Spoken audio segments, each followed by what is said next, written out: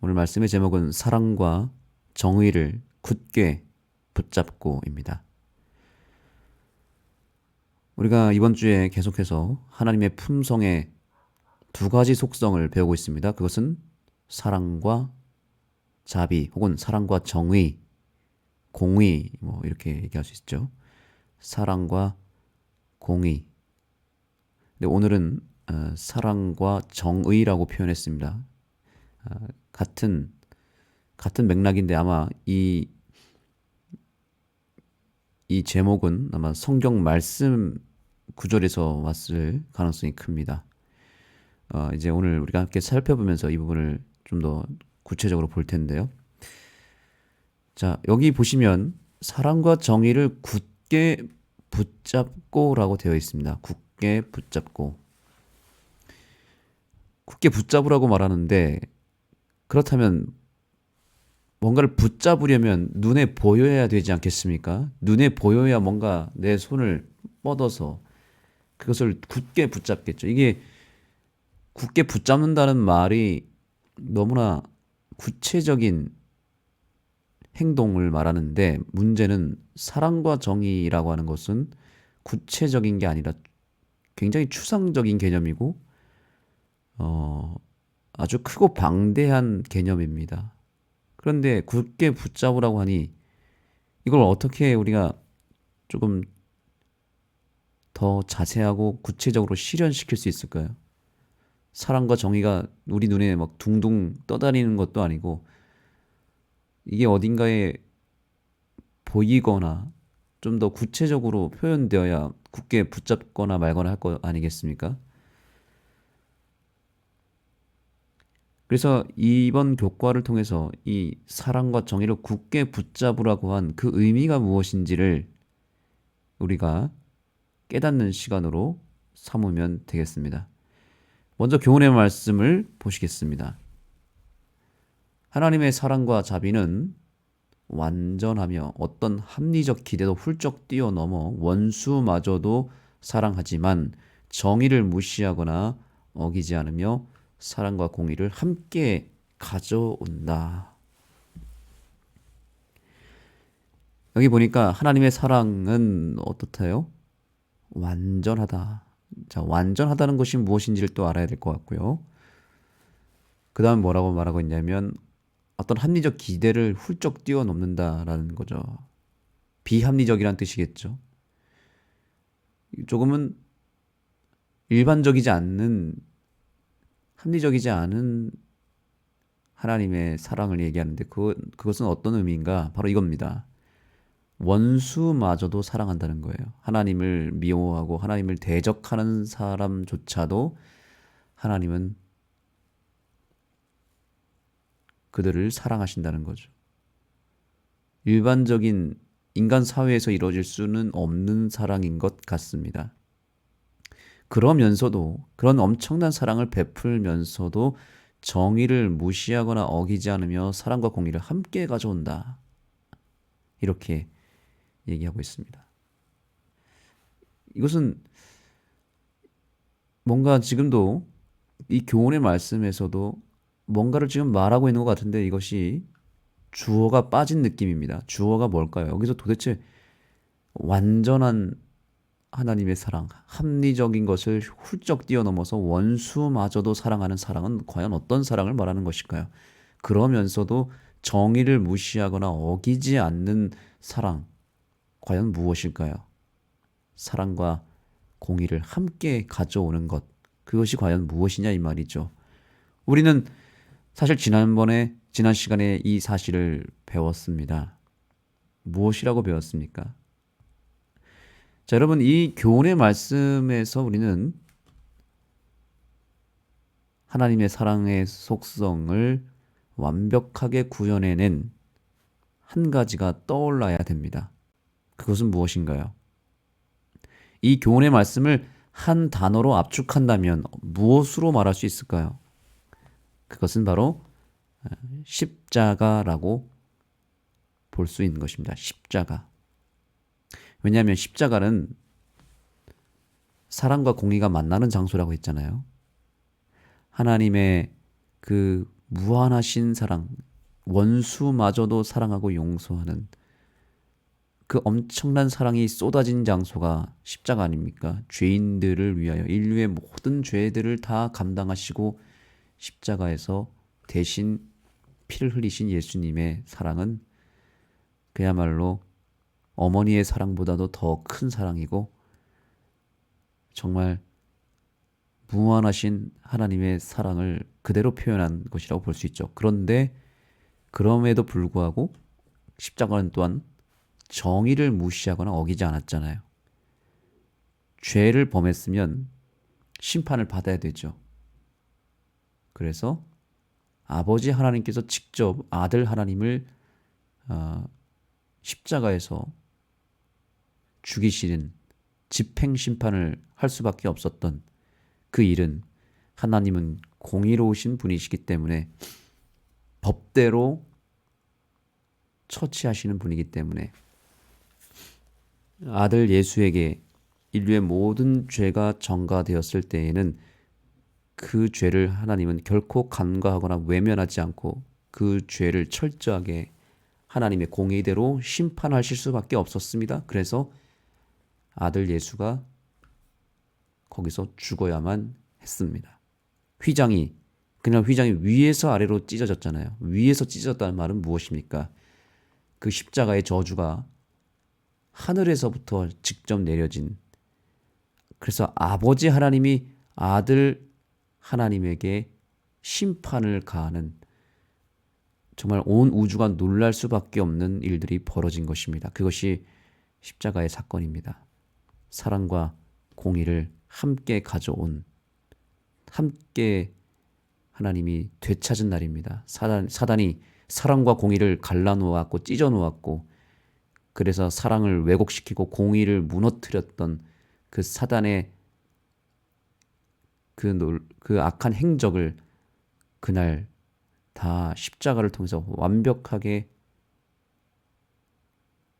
그것을 처리해버리고 사랑과 공의를 되찾은 날이 바로 십자가의 사건이었습니다.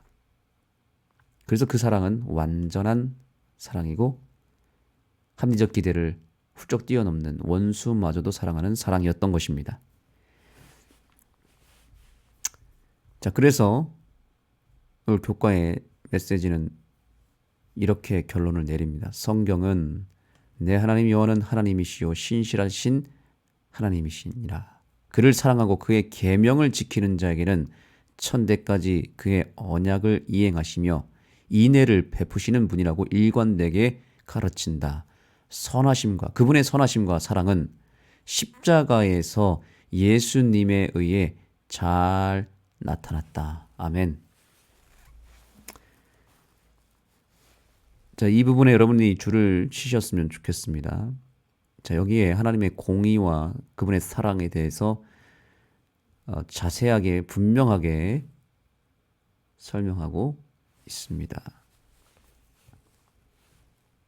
자, 우선 하나님은 신실하시다는 거죠.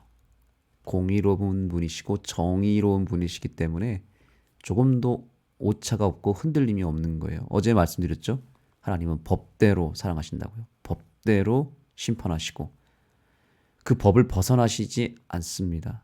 우리를 사랑하시되 그 법이라고 하는, 율법이라고 하는 테두리 안에서 사랑하시는 것입니다. 그래서 그를 사랑하고 그의 계명을 지키는 자에게는 천대까지 그의 언약을 이행하시며 인애를 베푸신다는 거죠. 그러니까 하나님은 철저하게 헌법 준수자거든요. 이 인간 사회의 사법부는 자꾸 변질되고 변동되고 코에 걸면 코골이, 귀에 걸면 귀걸이, 고무줄처럼 늘어났다 줄어들었다 이렇게 변덕이 심하지만 하나님 나라의 사법부는 철저합니다. 하나님의 계명 안에서 모든 것이 다 철저하게 보상을 해주시고 또한 심판을 베푸십니다. 그래서 여기 분명히 계명을 지키는 자, 그리고 그의 언약을 이행시킨다 그랬습니다. 계명과 언약 같은 개념입니다.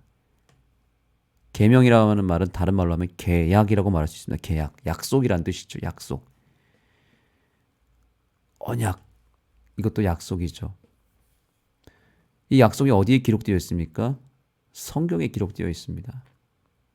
그래서 결국에는 우리가 헌법 수호자가 되시는 하나님에게 사랑을 받고 공정한 은혜와 심판을 받으려면 하나님 말씀을 굳게 붙잡아야 됩니다.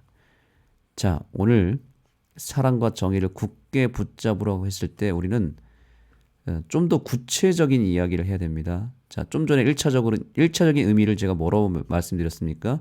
십자가라고 말씀드렸습니다. 십자가는 사랑과 정의가 만나는 장소이기 때문에. 그런데 이 십자가도 역시 하나님의 법이라고 하는 테두리 안에서, 언약이라고 하는 테두리 안에서 이루어진 거예요. 법을 벗어난 것이 아닙니다.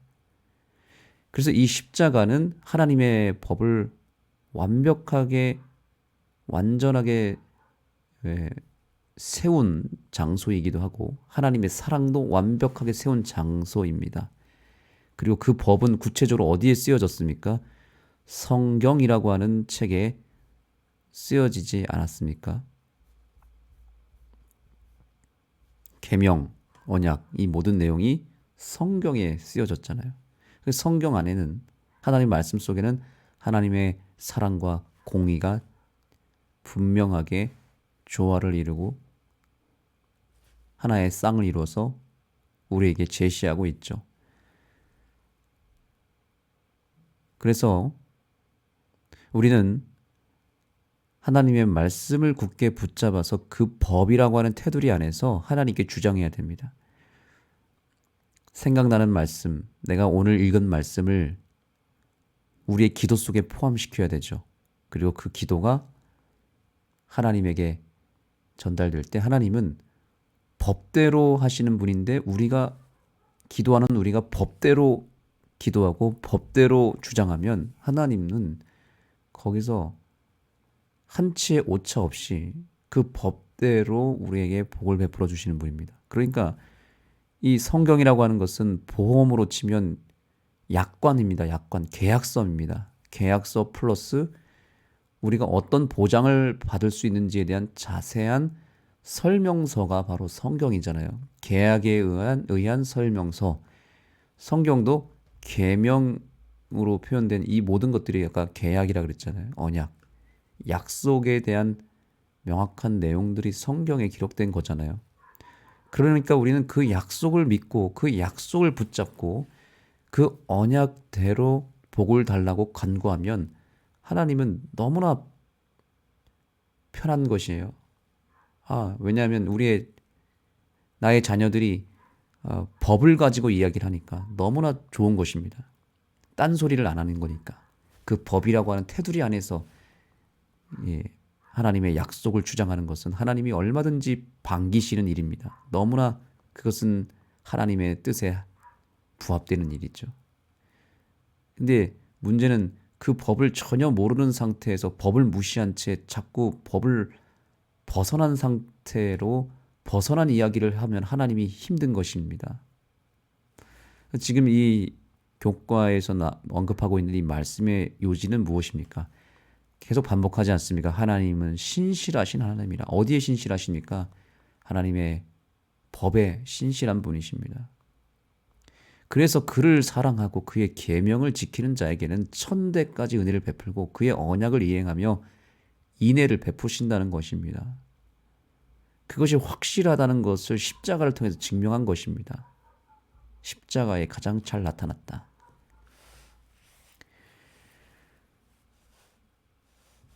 자, 그래서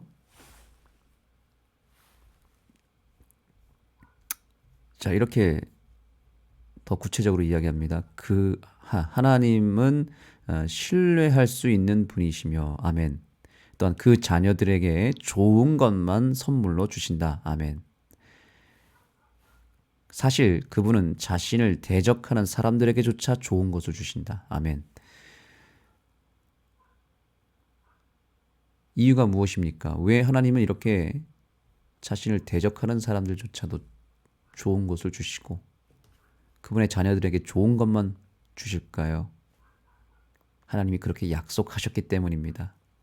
당연히 우리를 사랑하기 때문이고 그 사랑이 하나님의 약속, 계명을 통해서 언약을 통해서 더 분명하게 제시됨으로써 하나님이 내가 너한테 약속한 거 나는 반드시 지킬 거야. 나는 변덕스러운 존재가 아니야. 나는 한 번 말하면 지키는 사람이야 라고 하는 것을 알려주시기 위해서 언약이라고 한 것을 세운 것입니다. 심지어 내 약속이 분명하기 때문에 나는 언약에 내가 한 번 약속한 것은 끝까지 지키는 존재이기 때문에 내 자신을 심지어 대적하는 사람에게조차도 나는 좋은 것으로 주실 거야. 왜냐? 나는 약속은 했기 때문에. 너희들은 약속을 안 지킬지 모르겠지만 나는 약속을 지키기 때문에 나는 끝까지 그 언약을 이행할 거야 라고 하는 하나님의 메시지가 성경에 담겨져 있는 것입니다. 그래서 하나님의 사랑은 완전한 것입니다.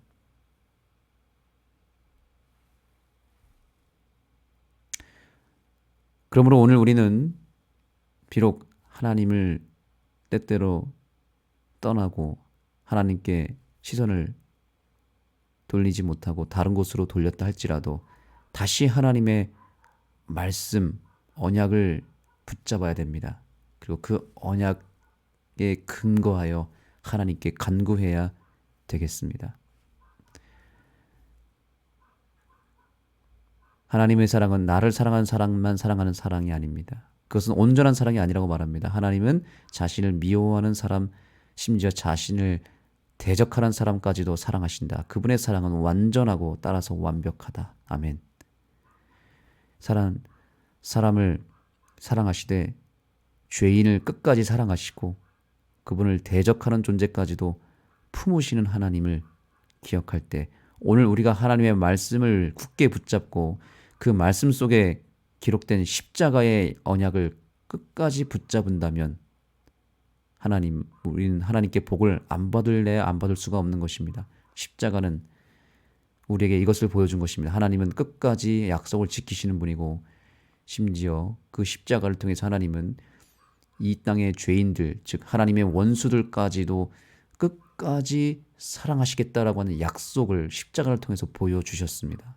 우리는 그 십자가를 붙잡을 때 우리는 더 이상 흔들리지 않는 믿음을 소유하게 될 것이고 우리의 구원은 완벽하게 이루어질 것입니다. 그러므로 우리는 오늘 십자가를 굳게 붙잡아야 되고 그 십자가를 더 선명하게 우리에게 알려주는 성경 말씀을 굳게 붙잡아야 할 것입니다. 기도하시겠습니다. 하나님, 사랑과 공의가 만나는 장소인 십자가를 오늘 우리가 붙잡겠습니다. 우리가 의지할 수 있는 것은 십자가뿐입니다. 십자가 외에는 이 땅에 온전한 사랑이 없습니다. 다 계산적인 사랑이고 서로 주거니 받거니 그렇게 기브 앤 테이크의 사랑을 나누는 그런 이기적 사랑, 계산된 사랑, 변질된 사랑을 이 세상에서는 우리가 할 수밖에 없지만 그러나 이 세상에 전혀 찾아볼 수 없는 완전한 사랑, 원수까지도 용서하는 그 엄청난 사랑이 우리에게 제시되었음을 인하여 감사드립니다. 우리에게 하나님의 언약이 담겨져 있는 성경을 허락해 주셔서 감사합니다.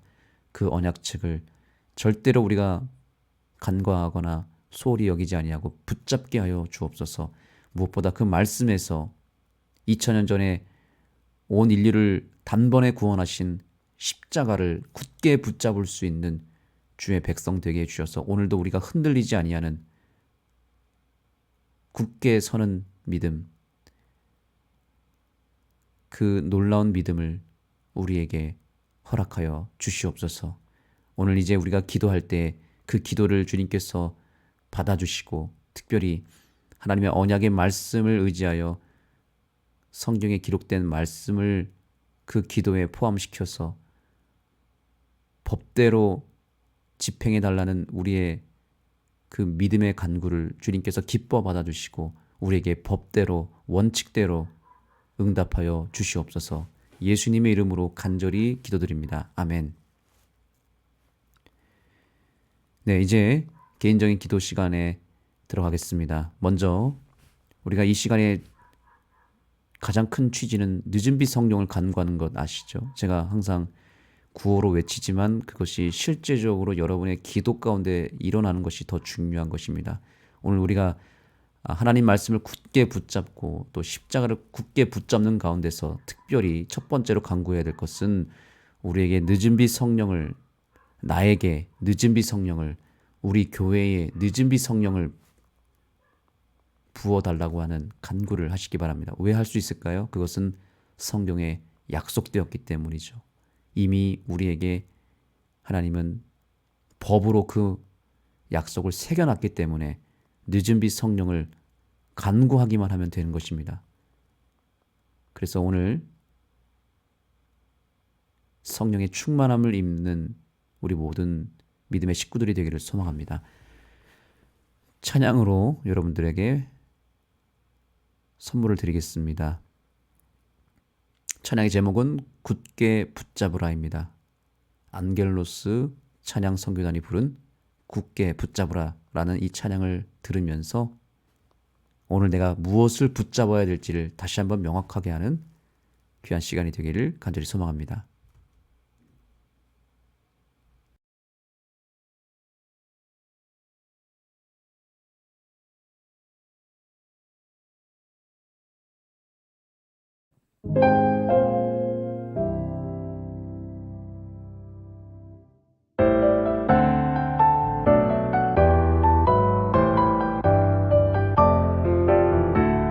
거침없는 자유 찾아 넓은 길을 가는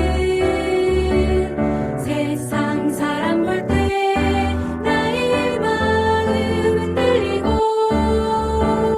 나와 함께하던 친구 나를 남겨두고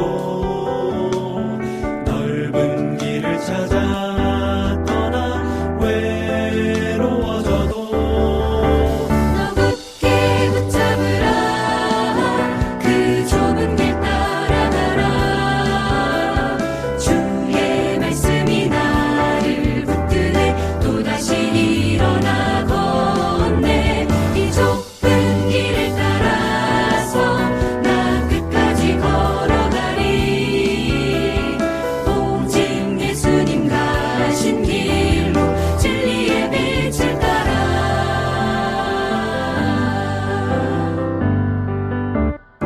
십자가의 은혜 잊고 내 모습을 볼 때 죄로 짓눌